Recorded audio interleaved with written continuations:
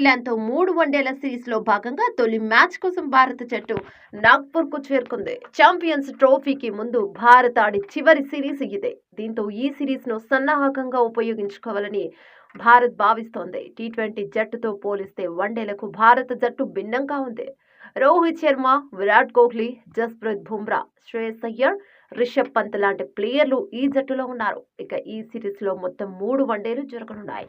అందులో తొలి వన్డే ఈ నెల 6 నుంచి నాగ్పూర్ వేదికగా జరగనుంది. ఇందుకోసం భారత ప్లేయర్లు నాగ్పూర్ లో అడుగుపెట్టారు. అయితే టీమిండియాకు బిగ్ షాక్ తగిలింది. వెన్నునొప్పితో ఇబ్బంది పడుతున్న బుమ్రా ప్రస్తుతం బెంగళూరులోని జాతీయ క్రికెట్ అకాడమీలో చికిత్స పొందుతున్నాడు. బుమ్రాను జట్టు నుంచి తప్పించి వరుణ్ చక్రవర్తికి ప్రమోషన్ ఇస్తూ వన్డే జట్టులోకి తీసుకుంది.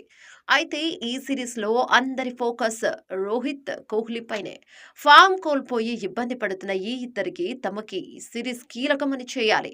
గంభీర్ మాట్లాడుతూ విరాట్, రోహిత్ ఆకలి మీద ఉన్నారు అంటూ కామెంట్స్ చేశాడు.